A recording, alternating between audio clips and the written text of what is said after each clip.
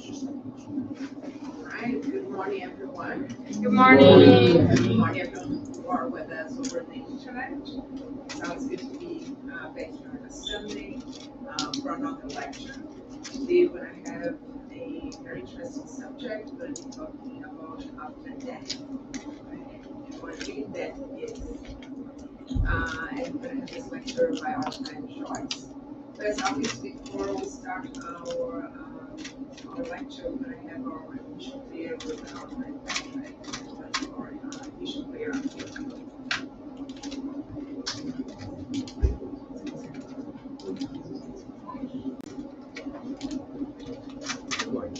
Good morning. You are immersed in the ocean of God's love. You are never alone. God is in you and around you. Discover Him and let Him lead you with wisdom. You are His heir, possessor of the universe. Let His love permeate your totally, commanding your will and your steps and allowing you to grow with little or no soul. In God, you find help, filling you completely. So now, let's close our eyes, elevate our thoughts to God, our Master Jesus. Thank Him for the opportunity to be here on another Sunday and preparing us to hear the lessons from today and ask God and the mentors of this house to involve our sister Joyce so she can give us everything that she prepared for today. Thank you, and so be it.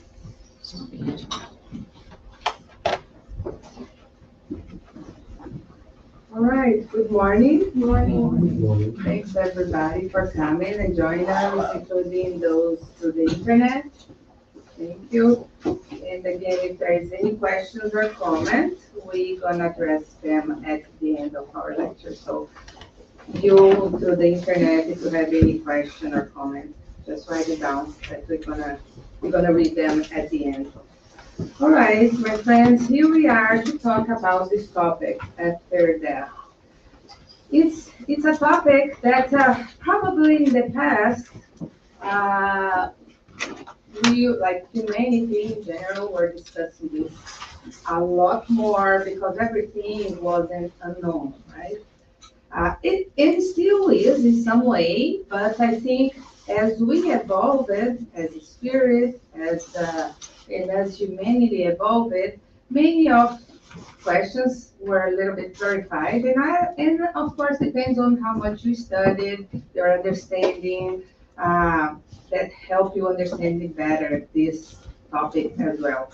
But still, in the past, was totally unknown, right? If you go like thousands and thousands of years, time before Christ, and I can tell you, this was always a topic that was in people's mind, right? What happened when I die? What happened? Do I go somewhere, or it's totally done, or life is over?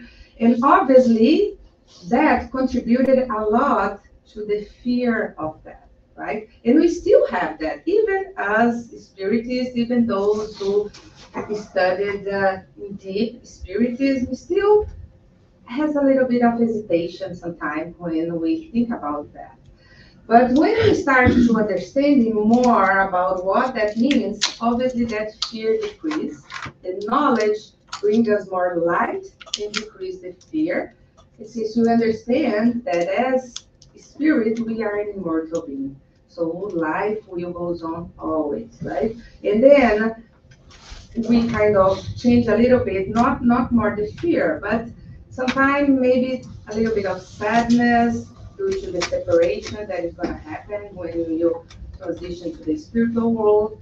And that is normal. It comes with the feeling, right? We get attached to our members here, friends, family, and obviously we want to stay together, and we think, oh, maybe if I pass away, I'm gonna be apart from my kids, from my partner, from my friends. That's gonna be hard. And that is another topic. But basically today my idea is to again reveal what that means and what happened after.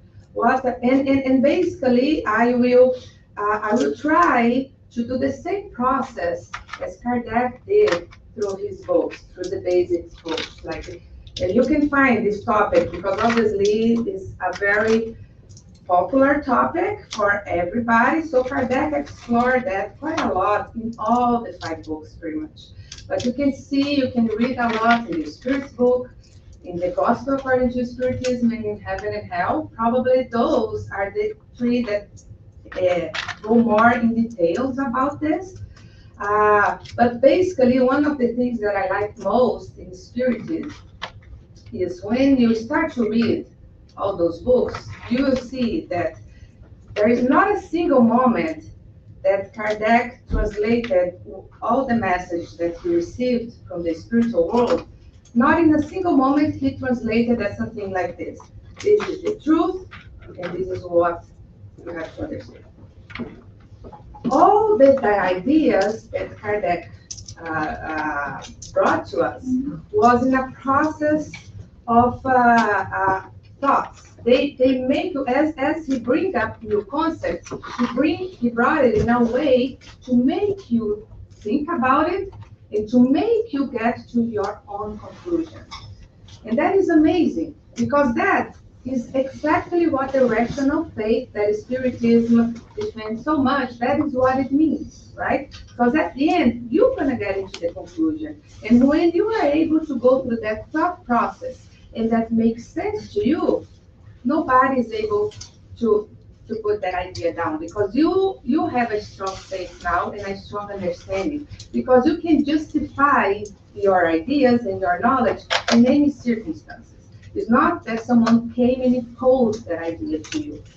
Kardec, through his books, he make us think and make us question because probably, I'm sure that those thought process was the same that was in his mind when he started to understand and to learn about spiritism. So the same thought process that he went through, he was able to translate through his books. And you're going to see through the next slides here that I'm trying to bring to you guys the same kind of thought process that Kardec brought to us as well. Okay, because at the end, I want you to leave here with a good idea and understanding about what that means. And most of you probably already have that understanding, so it's going to be kind of a review. But basically, I want to stimulate on you that kind of reflection. Always question.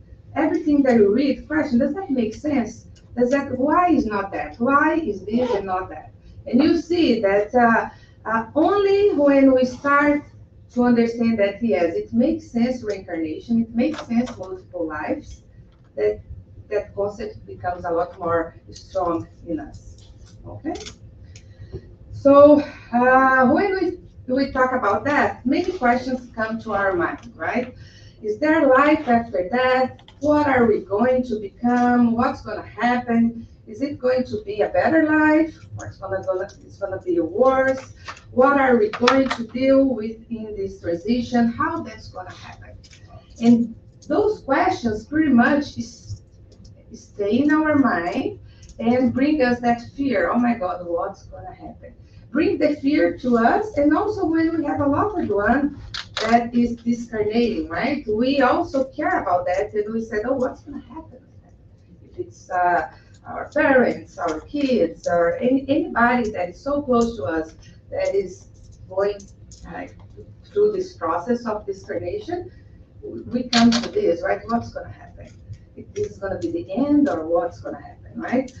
So basically, that's what we're going to go through today, and we see based on many other religious practice or other practices in general, religious or not, many times in trying, in hoping to answer those questions, they actually increase even more the fear that we already have inside.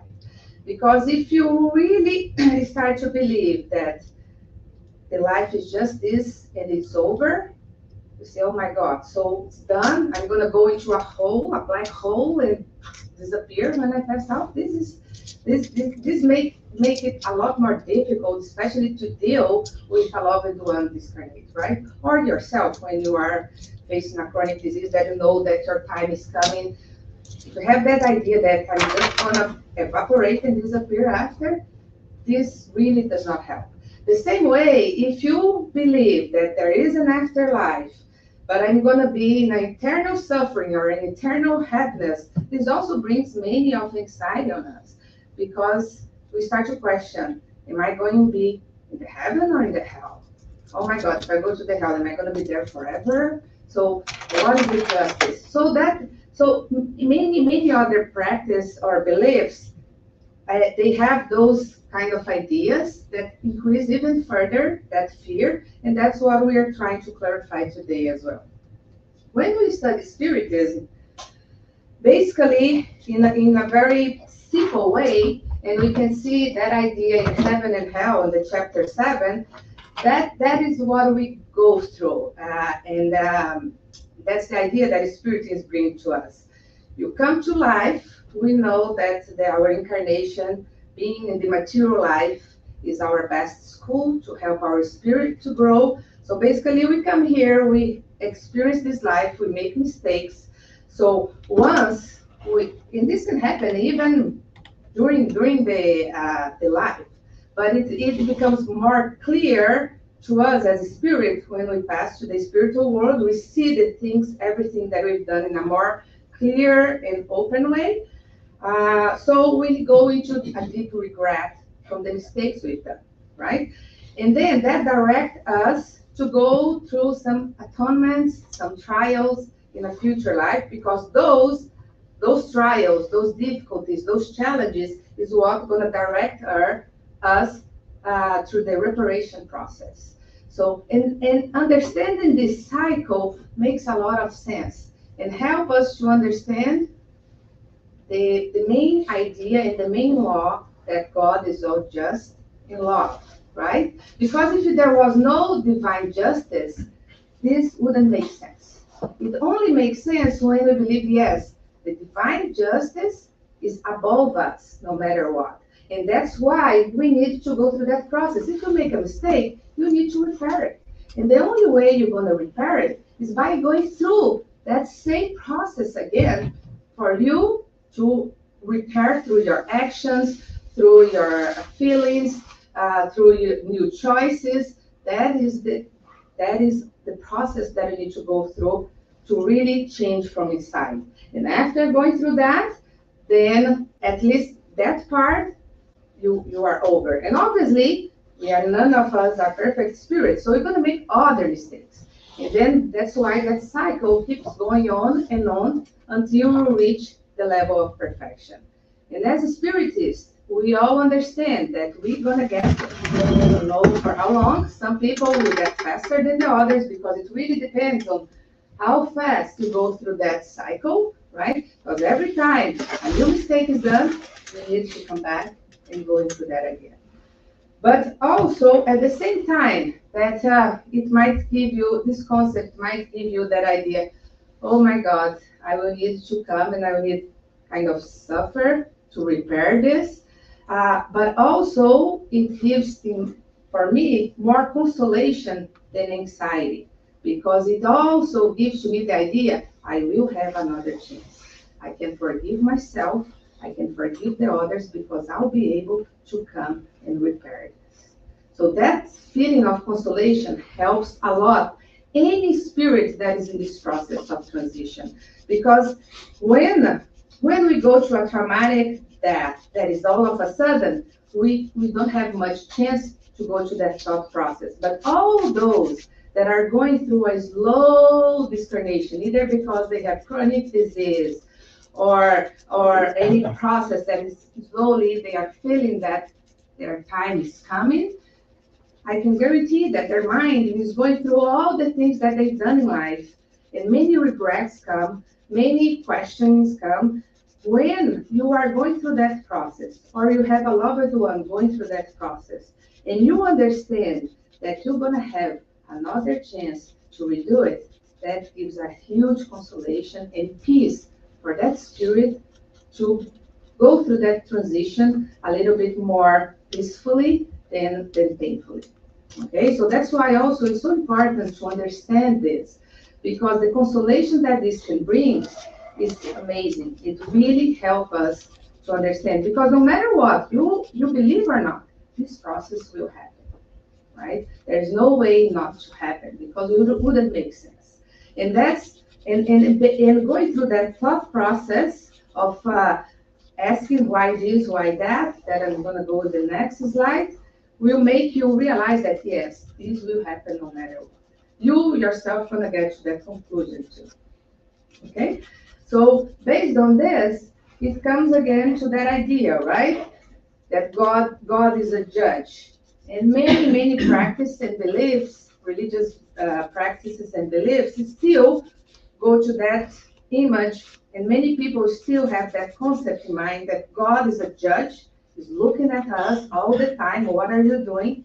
And he's going to do a final sentence once you pass away to see if you're going to go to the heaven or to the hell. So that brings even fear, not only to that, but fear to God. Everybody's going to be feared and scared about God, because he's the judge that's going to tell me where am I going to go after I pass away. So I like this cartoon because it really makes us reflect. Is really God that punishing me? Because if you see, I'm the one doing the action. I'm the one that is making the choice. It's not God. So the choice that I make might take a long time, but eventually, longer or shorter, it will come back to me. So I'm the one responsible. So it's not God. And when I go to the spiritual world, that idea, and that's I'm going to talk a little bit more in the next slides, the idea of heaven and hell, we're going to start to understand that that is all pretty much a result of our own thoughts, the collection of our thoughts, the energy that we carry when we pass to the other plane. Okay, so if I passed away with as a spirit, with the feelings full of regrets and feeling guilty of all the mistakes that I've done, that is going to be on my conscience, and that is going to create the hell for me. So I'm going to create my own hell, the same way that I can create my own heaven. Depends on what I've done here. Okay, obviously none of us is going to go after this life to the heaven that we all picture, right? Going to a beautiful field with lots of flower, rainbow, lots of birds, and just stay there in peace. Because I can guarantee all of us here, and if we review our own conscience, we know the mistakes that we've done. So what the Spiritism is helping us is to try to understand this, to understand that every moment I have a second chance to redo it, I can make different choices. I can make this process better in the future. So when my time comes, yes, I'm still going to feel a little bit guilty because the mistakes that I've done, it's done. And eventually I will need to repair it. But I will not create that much hell for me in the afterlife. I may not be able to get the heaven that I dreamed for, but I can make something better in a way that I understand that I will be able to repair it. So that's just that understanding per se can change completely the environment and the energy around me, and will give me a lot more chances to grow instead of just feeling as a victim and punishing myself. Okay? Because now we know it's not God that punishes us, is ourselves.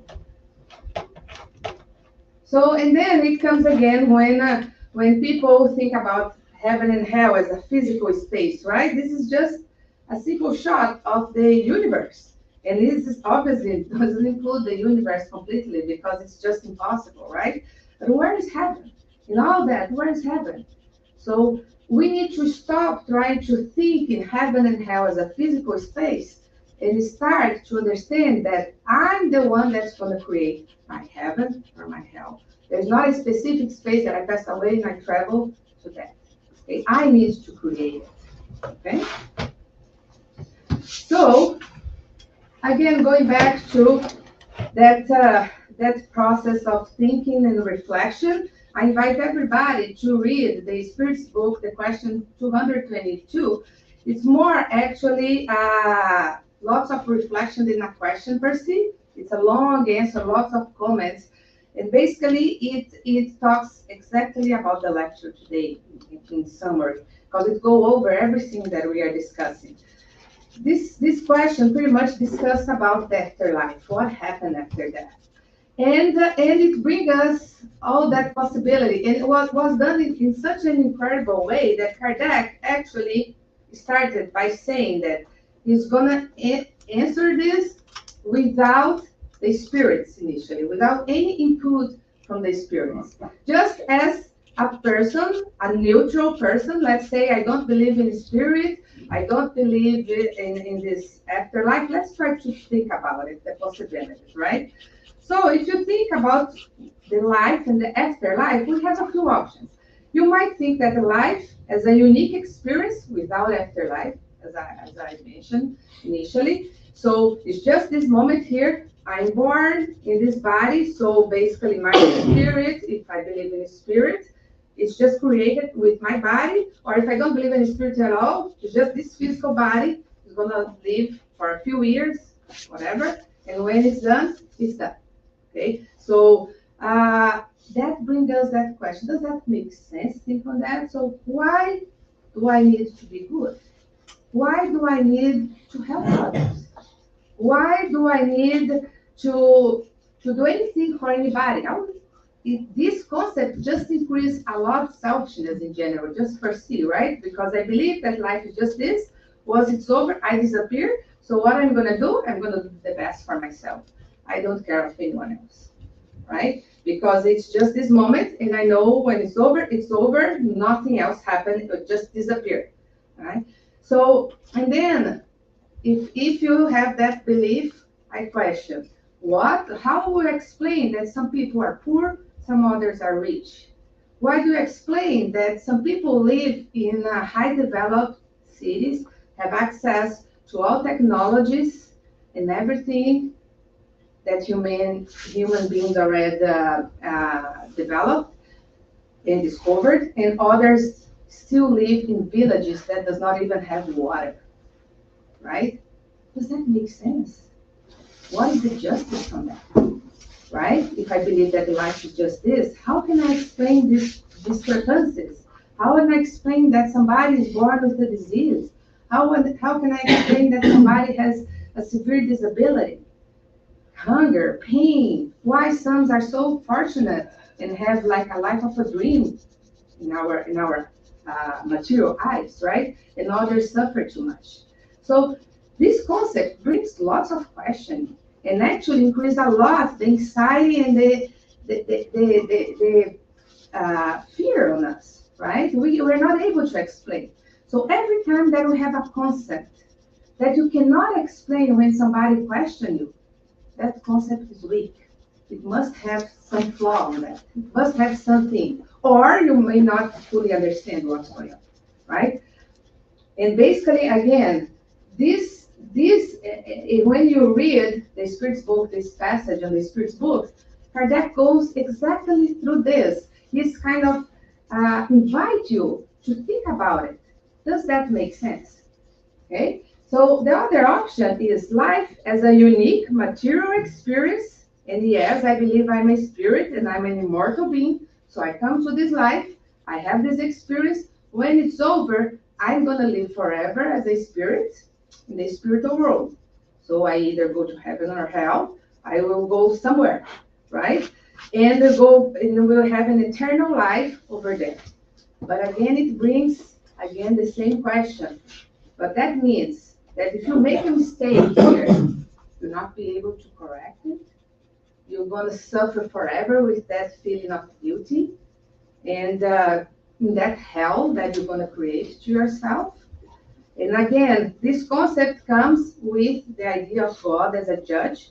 So you're going to go through that image of being in a trial that God is just giving you the sentence. Yes, you did good in life, you go here. No, you are so, you go in the middle. Or you did too bad, you go over there. So in that also give us the idea, oh my God, and if my family member is not in the same tune as me, so we're gonna go each one from a different place and we're never gonna see each other again. So how can I explain that, right? So bring us more questions than answer. But if you think life is a material experience, that I'm here to learn and to go through those processes, and then when I discarnate, I understand as a spirit, yes, I am spirit and I'm an immortal being, but I will have a chance to come again and redo it and correct a mistake and being able to have another chance, forgive others, being forgiven. This pretty much kind of give that, that feeling of, oh, that's the answer I was looking for. Because it makes a lot of sense. Everybody that question you, you'll be able to understand, to answer back. Because then that explains all the differences, the changes, the social discrepancies that we have in life. That explains all someone that is born with some disability. That explains sometimes a child that lived just 1 year and they discarnate. Why they have a chance only to live for such a short period of time while others can live up to 100 years old, right? Why some people face in our eyes so much injustice in this material life and others are so fortunate, right? Why some people are born with so much talent? They didn't even have a chance to learn in the school so much. We see those bright kids that sometimes just sit in the piano and start to play without even going to a piano class. How come that happened? This idea, when we start to understand that we are immortal spirit, we are continue our progress and our journey, and each life gives us a new experience, that pretty much clarify all questions. And Kardec bring this to us in such a smart and bright way that allow us to go ourselves into that conclusion. In any moment in the book, he tells us, life is eternal, we are spirit, and you have to come in multiple lives, and reincarnation exists, period. You're gonna go yourself through that thought of process, and you're gonna get to that conclusion because it makes sense. This is exactly the rational faith that the Spiritists advocate so much and believe so much. Because once you get that, then you understand the divine justice. Then anyone can argue with you, you're gonna be able to reply, to justify, and to understand. So that makes a big difference. So going back to that spirit, this Spirit's book, part 2, chapter 5, it's all about this question 222. So Kardec come again to reinforce this idea. He brings to us many different ways to think about it, right? So he brought this this example, for example. So there are two workers that work in a company, right, in two different companies. And they made a mistake during a day. They decided to be lazy. They didn't do the work that they were supposed to. And then at the end of the day, they see their employee, their boss. And in one company, the boss said, okay, you waste your time. You didn't do your work. You are fired. I don't want you here anymore. Okay? And this guy that was fired, he was not able to get any employment anymore. He suffered the rest of his life as an unemployed, living in the street, suffering pain, hunger, and all the things. Like, it was just no option for him anymore, right? In the other side, the other employer was able to have a better understanding. They made the same, that the other worker that made the same mistake, but he had like a more open heart to understand the situation.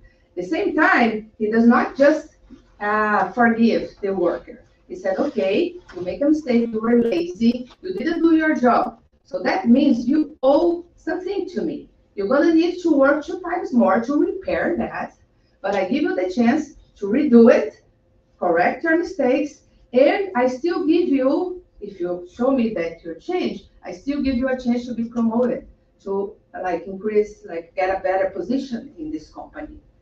So which, for you, and I ask you, which do you think God will be in this? Will be that judge that just said, okay, you did this mistake, you are wrong, done, no more chance? Or it will be the other one that will not just tell us, oh, don't worry, life is beautiful, just keep going, you make a mistake, but that's okay, let's go. No, not that good, because that will not make sense neither, right? Will not teach us anything. Will be exactly as our parents does to us most of the time. At least that's what parents are supposed to do. Let's say, okay, you make a mistake. Now you need to correct. The mistake was done. You're gonna need to repair it in some way. But it's possible for you to repair and show me that you changed it. That is a lot more in tune with the idea of God, all justice and love, right? And that we can justify the laws of God by that concept in any situation. So that helps us to understand what makes sense. And in the same passage, they say the idea that our actions for a few years decide our fate for eternity, in spite of the fact that we could not reach perfection while we were in earth, fills the mind with anguish, right? If you have that idea, oh my God, I'm the one responsible for my actions, but if I don't have a chance to repair it, this brings a lot of anguish and fear. Meanwhile, the opposite idea is incredibly consoling, as it gives us hope, gives us the understanding that yes, I can repair this. Without choosing a side for or against multiple lives, and without admitting that either hypothesis is preferable, we contend that no one would prefer if the matter were left to his or her own choice, to sustain a sentence against which there is no appeal. So basically, this gives you the idea of, yes, do you really want to keep believing that there is no reincarnation? You can, it's your choice. But that will increase a lot your suffering, because then where are you going to find hope if you don't understand the idea of reincarnation, right? Things will not make as much sense. So, and then the Kardec conclude, a philosopher once said, if God did not exist, it would be necessary to invent one, right? Because it does not make sense if there is no God. And the same concept for multiple lives. If reincarnation does not exist, we would need to create this, because that's the only way to make sense to all the meaning of life. Why are we here? And why we die, right? If there is not such a concept as reincarnation, we need to bring up one. Basically, that's and again, as I said, this passage on the Spirit's book was mainly brought by Kardec without, and he mentioned that thought process, there was no input from the spirits. It was basically he going through that idea, and does that make sense? And like as a great scientist that he was going through all the options, all the hypotheses, and going through like, does this make sense? How I can break this idea of this, and basically the idea of multiple lives, reincarnation, and we as spirits, immortal being, it kind of answer any question possible, right? So it makes it a lot more concrete. So, and then he go in the same passage, he go to these reflections, right? Because by asking those questions to ourselves, it helps us also to get to these conclusions. We ourselves gonna get to the conclusion. Why do souls have such a diversity of aptitudes, independent of the ideas acquired by education. And we see that all the time. Sometimes you go to that very poor community, kids that never went to school, and we find such bright minds, bright spirits.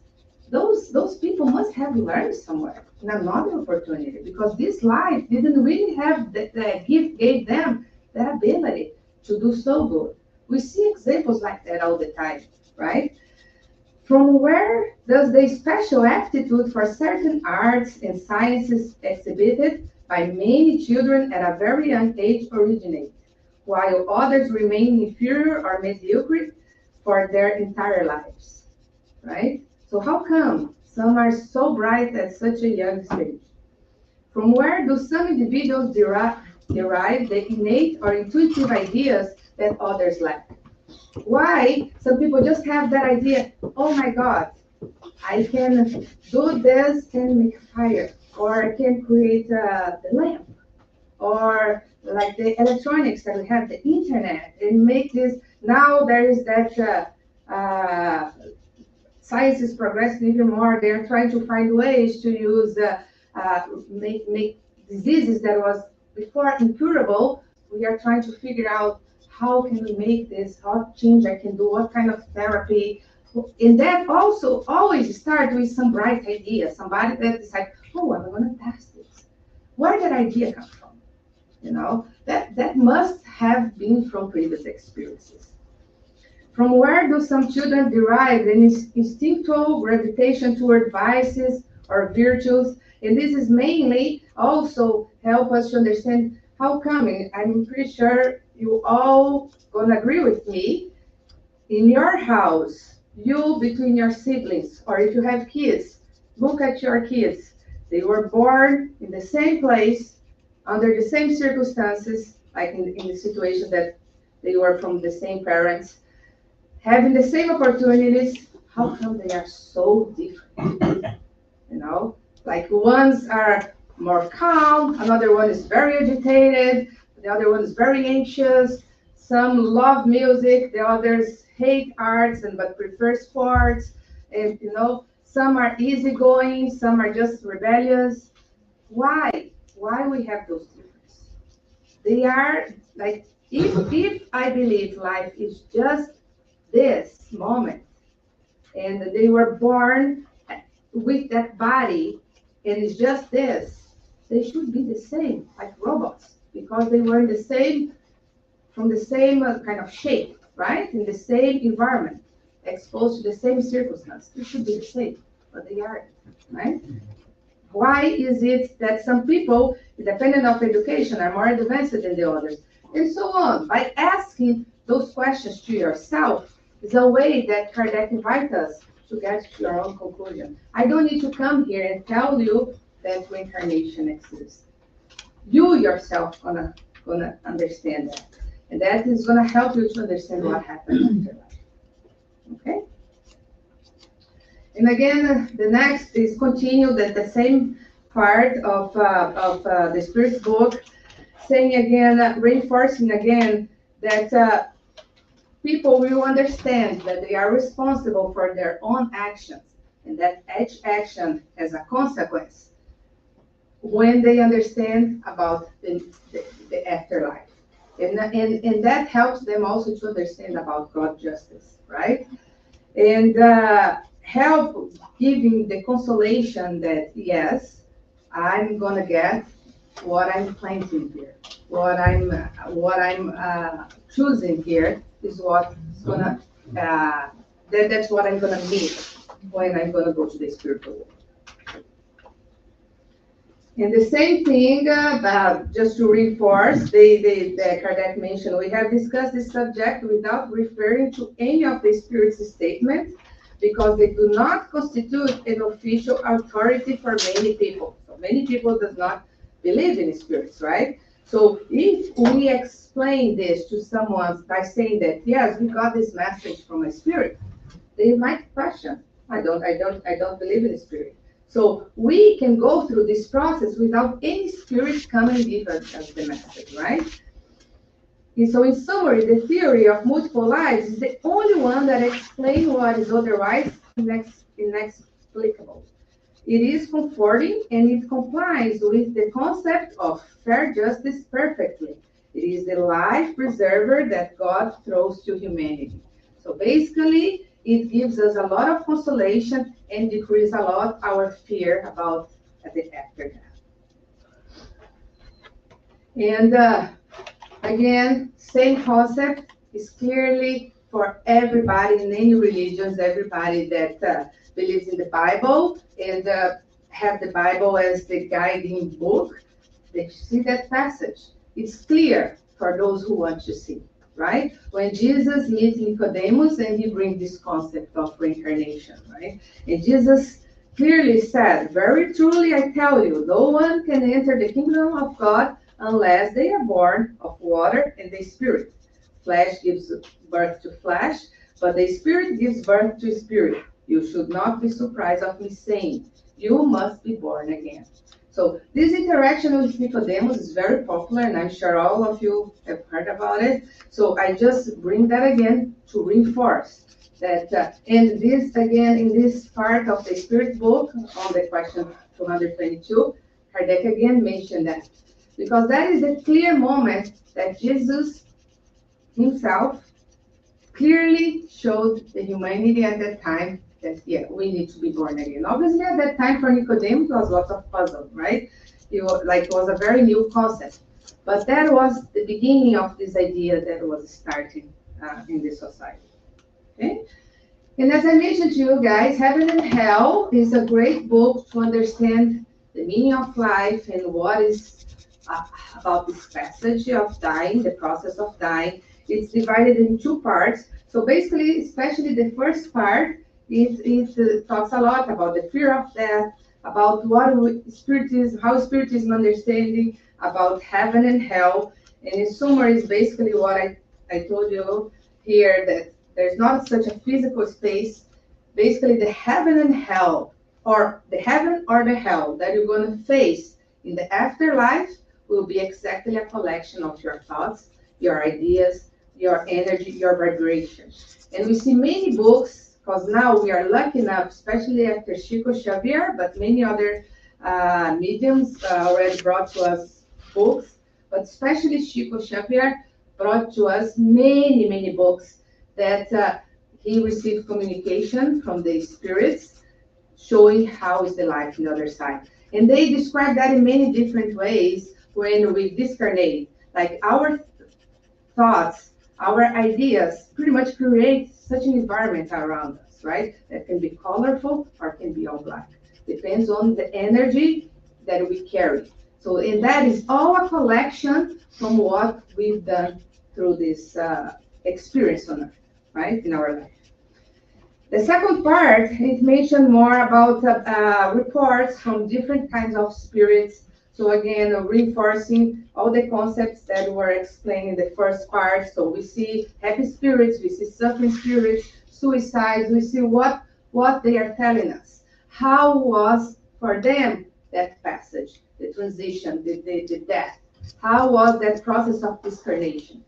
So you're going to understand that depends on what we've done in life, it can be more peacefully and more like calm, or it can be very painful. And we understand that especially the traumatic deaths, like either by accident or a murder or like extremes like that, make the process a lot more difficult for that spirit. And for us as spiritists, what we need to understand is that basically, if we know someone that are going through that, especially when this is so traumatized, it means a lot of more from us to praying for those spirits to help them going through that understanding, because it's a shock for that spirit. All of a sudden, they are discarnated, they are not in the material, and we are still in such a stage of evolution that we are still very attached. So if you do this process very suddenly, it's going to be painful. And that spirit certainly is going to need lots of help from all of us that are still in this life, like through our prayers and our thoughts, and like sending good vibration, and to help all the spiritual mentors helping that individual, that spirit. So the second part, we can see many examples of different situations, different scenarios, different deaths, different circumstances. And again, here, just to summarize the idea of fear, the heaven and hell tell us the fear of death is at once a proof of the wisdom of providence and a consequence of the instinct of self-preservation that is common to all living creatures. When we start to read that, is another thing that tells us how God is unbelievably smart. Because at some point, especially when we didn't know anything about religions in general, we needed to have this fear of that because we need to preserve ourselves. The fear of that also gives us that idea to preserve our lives. At a point that the humanity did not know anything about the afterlife, I could easily kill myself or kill others if I don't have that fear, right? So that fear was important for the progress of humanity, okay? It is moreover essential to the well-being of the human race so long as men and women are sufficiently enlightened in regard to the condition of their future life. It serves as a counterpoint to the discouragement which, if it not for this fear, would too often lead them to make a voluntary renunciation, like a suicide, right? Or murder of their terrestrial existence on the shirk the labor of this lower sphere, which is necessary to their advancement. So, because at that moment in the past, thousands and thousands of years ago, nobody was able to understand life, the material life, like this incarnated experience, as an opportunity to grow. We didn't even understand that we were spirit, that we were immortal, right? So the fear of death was important to preserve ourselves. We accordingly see that among primitive people, the institution of a future life is extremely vague, and that it is only in proportion as people advance that this intuition gradually becomes at first a mere hope and later, in the fullness of time, a certainty, but is still counterbalanced by an instinctive attachment to corporeal life. So basically, as we learn more, as we understand more, we start to have this concept as a certainty, a hope and a certainty for us, and the fear will change a little bit. We'll not have that fear the way we as a primitive spirit had in the past. Obviously, as I said, we are still very attached to the material life, so we still carry a little bit of that attachment, but we start to understand life a little bit different. And the next slide continue to mention that and basically summarize the Spiritist doctrine, change entirely our view of the future. The life to come is no longer a hypothesis, but a fact. The state of the soul after death is no longer a matter of theory, but a result of observation. The veil is lifted. The spirit world appears to us in all its activities and reality. It is not humankind who have discovered that world. Like, it's not humankind that discovered the spiritual world through some ingenious conception of their imagination. It is the inhabitants of that world, the spirits, who come in person to describe to us the state of being in which they find themselves. And that's thankfully brought by many books to us, right? Here I just brought an example of the most kind of popular and common one that most of us were exposed to. So there's this series of André Luiz. On one side is the Portuguese, the other side is the English.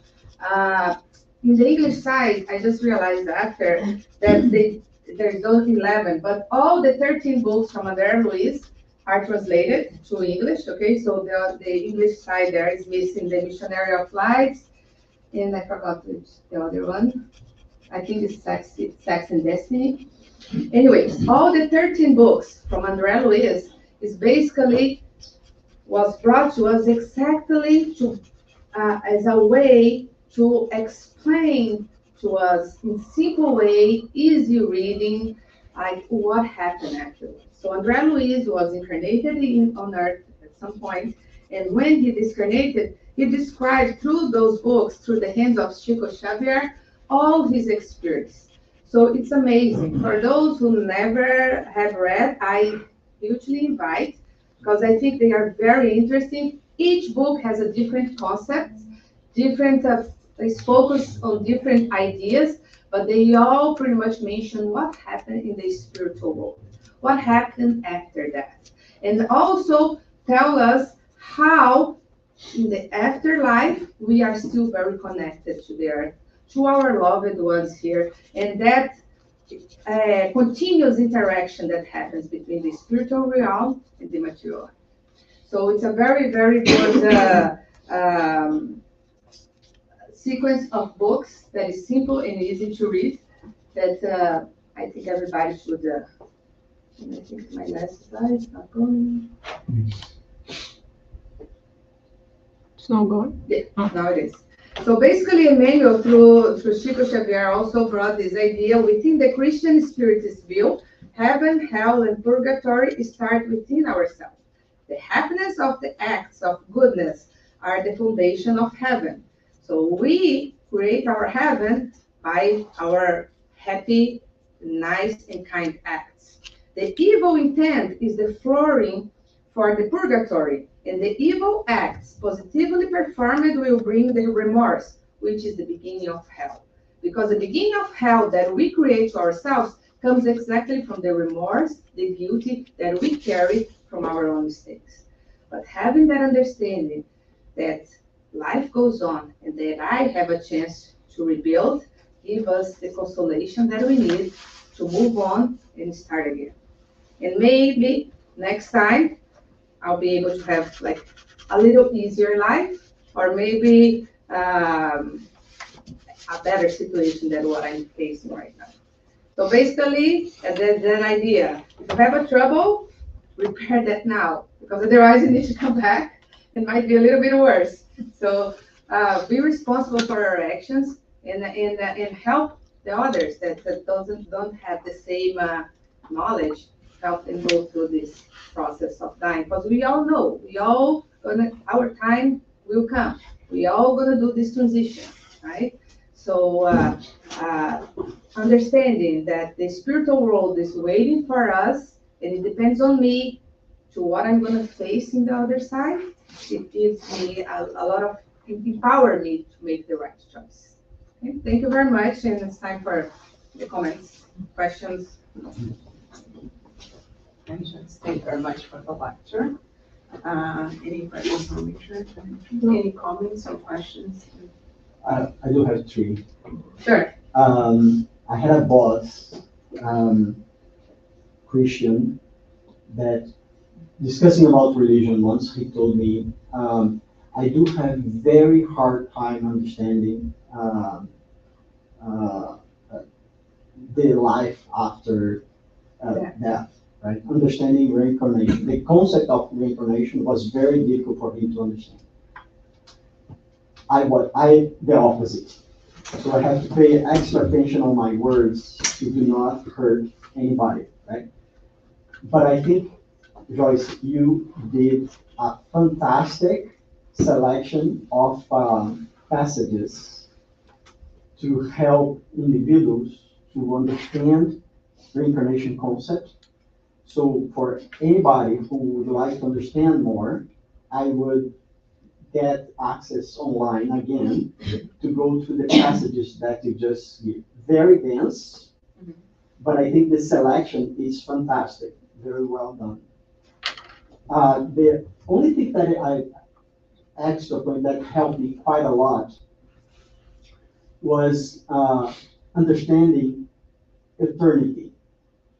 Eternity seems a very small thing, but actually it's forever, right? So if we understand life as just a one window in eternity, it's so small, right? So it's like you made a mistake now, and you're gonna suffer or get the benefit for the rest of everything, right? Yeah. So it's so far, so uneven, right? So helped me quite a lot. And reading, I'm reading for the fourth or fifth time the Spiritist book. So I'm in the question 300 and something. So I just passed to what you mentioned. And one interesting concept for me that thinking about eternity, when you feel that um, it's all the opposite. The life, what we call life, It's actually the other plane. yes, it's a window actually. Yes, you're right. So it's upside down. The way that it's just because we're here, we think that this is it. And the thing is that, we see that report from many of those books brought by Chico Xavier, that when we are in the other plane, then we realize that. Yeah. In the spiritual world, we as spirits look at this and we fully recover this understanding that, oh my God, that was such a tiny passage.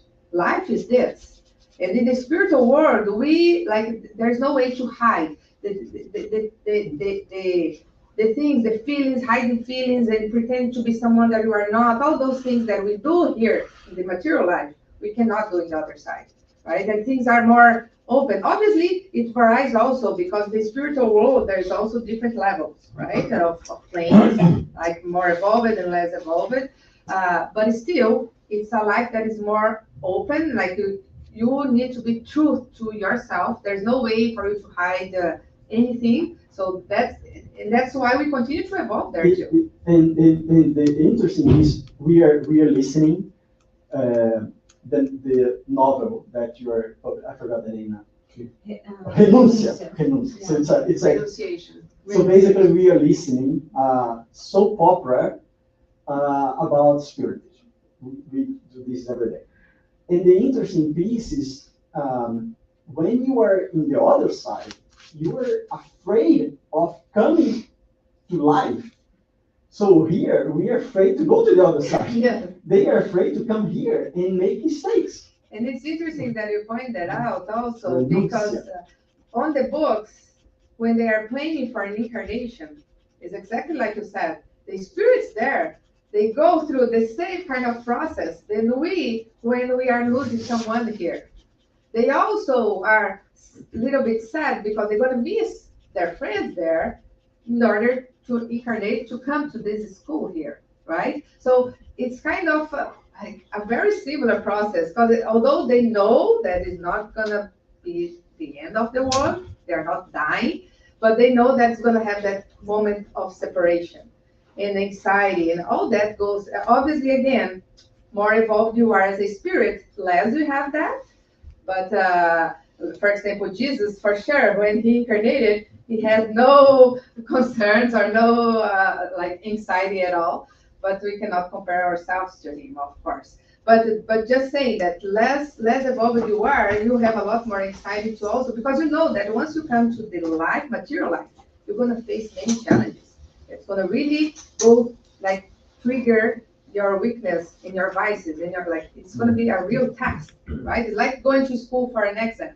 You know that although it's I don't know, 50, 80, 100 years that you're going to be on earth, but that's going to be like your exam, your test. Am I going to fail? So the spirits go through that process, right? It's very interesting. Yeah, actually the fear and the anxiety of coming here is higher than going. Yeah. Especially for us as spiritists who have this concept, because yes, as far as we know nobody here was a saint. We all know that there's the no solar is not there waiting for us, but at least we go with the concept that we know that no matter which state we will discarnate, but the spiritual friends are going to be there. They're going to be there to rescue. We just need to open up our minds. And we used to have a friend used to come here, TSS, they should say, just remember one thing: when you disconnect, if you find yourself in the darkness, just pray because the help will come. So, and it is true. Yeah. Once you moment, they will come to help. So that's the only thing that she had. The problem is that when we're coming in, we're fully conscious what we did before. We're fully conscious what I'm going to have to go through. And we're fully conscious that, yes, but I'm going to forget everything. Because one thing is, I know what I did. I know what I have to do, but I'm conscious. And then when I put it in the task, okay, I know what I have to do. The other thing is to know that I'm going to go through a process of a rebirth, that I'm only going to have in my unconsciously what I have to go through. So I'll have to really work on myself and try to do not make that mistake again, especially when I'm conscious that on the spiritual plan that I have gone already on the last 3 reincarnations, I was put in the same situations and I failed over and over and over again. And that's what happens in the renunciation, because he had failed one, exactly the same situation, one reincarnation after the other. It's now going to be put on the same situation again, right? And now he's super scared because how about if I fail again? And you have to read the book to know if he fails or not at the end. But it's one of my favorite books. But actually, that's this. So the anxiety of reincarnation actually is probably worse, especially for us who have this knowledge here. It's worse than the one of discrimination. Now, if I have no knowledge of what's coming after, or I believe, I don't know, that I'm going to go to hell, then yes, that probably your anxiety is equal both ways, right? But as a spiritist, I would say that coming here, it's way more scary than going back. And just to kind of summarize everything, I think also we need to understand that we are blessed to have this knowledge that's going to help us for sure, but also understand our role outside, because we see all the time friends, family members, they are facing this sadness of separation at this moment. So we can be so important to help them going through. And even if you feel yourself that you're not able to talk to that person about this, because you don't have to, but your prayer, you know how important. And you know that not only because when we don't have this concept, we tend to think only on those people that are here, right? Oh, that poor person that lost the partner or lost the kid. And we tend to pray just for those who are still here. We need to remember that we need to pray for those who are discarnating too. They need the same help. Both are going through a process, right? Different ways. So, and I think this is the second part of how this whole concept of reincarnation actually gives us some consolation. First, because the concept that you brought us today, that as an individual, I know that I'll have the chance to repair. This is not it. Like when Kardec, even before talking about the spirit's concept, just rationalizing, is this that gives some consolation or not? Is actually the concept of a heaven and hell is a concept that actually divide families, divide people who love one another, right?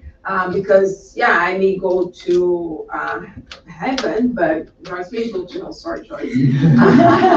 Right? But we're really good friends. Like we have this fraternal love that's so strong. I want to feel there in my spiritual plan. Like I'm in this beautiful place, and I'm with someone that I love, a kid that you maybe give all moral values that you could, but they deviated. He just deviated. They went the wrong path. Do you think a mother and a father?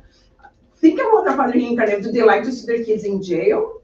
They're happy. Oh my God, they're in jail. They have 3 meals a day, clean clothes. No, they're not, right? So imagine all this concept of forever, where families are divided. Well, yes, I'm a father or mother. I'm here in heaven, and my kids, they're in hell. So how this can be in consolation? So this, it's just rational. Even without thinking about reincarnation. So that's when we think about this concept of heaven and hell for eternity. We separate families. We separate. And we're not talking about families. I'm talking about families in terms of ties of love, right? Is divided. And then when we bring reincarnation, this concept of restarting and fixing, we bring all together, right? We're always together.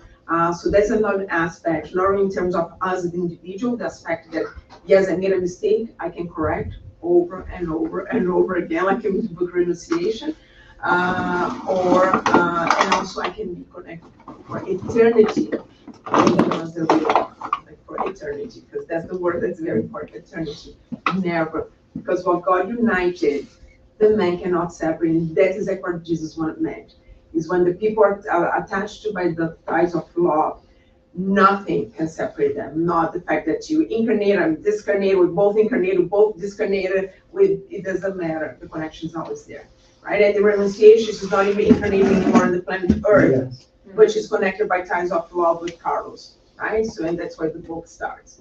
So, and that's why also those books help us too much, because we learn the concepts through the basics books, and through those books, like from Chico Xavier and all the other mediums. We say Chico Xavier all the time because he brought so much, right? And it's so rich, all the books that he brought. it's kind of helping us to translate the knowledge that we learned from the basic books to real life. It helps us to understand exactly how that happened and give us, help us to understand the process and help us finding that consolation. Say, oh yeah, look at that. Those, like, we see ourselves in many of those situations, right, that we see on the book. So, all right, thanks Any other everybody. comments or questions? No? Thanks everybody on the internet. All right, thank you everyone that was with us over the internet. We're hoping to see you here next week.